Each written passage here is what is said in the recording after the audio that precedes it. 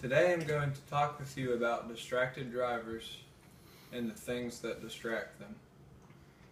Statistics show that over 5,000 traffic fatalities are caused by distracted drivers every year.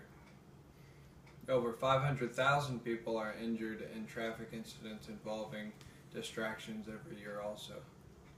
We tend to get used to the idea of driving and forget about the dangers of traffic incidents.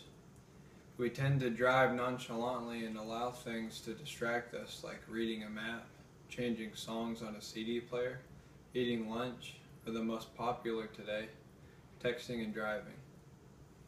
Technology increases such as smartphones has created a huge distraction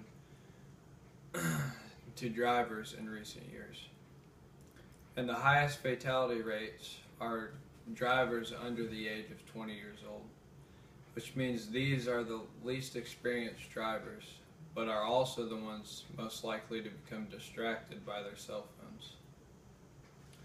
David Strayer, a psychologist at the University of Utah who studies the impact of distractions on motorists, says, "There are all kinds of distractions, but they are not all equally impairing."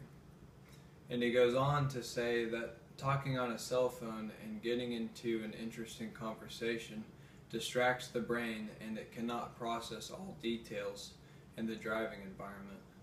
So there is something especially dangerous about texting or talking while driving. And actually in recent years, overall crashes have gone down, but crashes involving distractions have gone up. Psychologists actually refer to the need to check a message as an addiction, possibly in the same way that gambling is an addiction.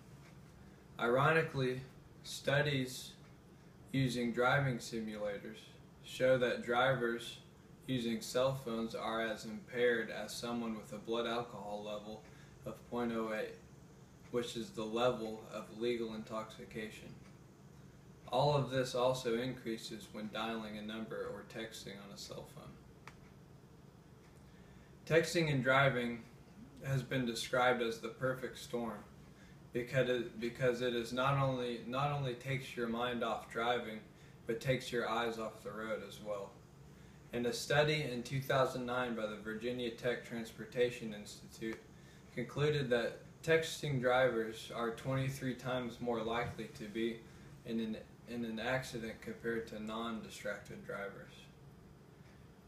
They said when they tested the drivers at Virginia Tech, texting drivers who took their eyes off the road for each text, which was an average of about 4 seconds, means that at 55 miles per hour they had already driven the length of a football field without looking at the road. Just hearing and seeing these statistics would make anyone question the idea of texting and driving. It is said that organizations who stand neutral on the idea of restrictions, who see these statistics, now say that texting should be banned. The good news is that people are taking action and putting bans on cell phone usage. Illinois is working on being the first state in the Midwest to ban drivers and talking on their cell phones. Idaho and Pennsylvania approved texting bans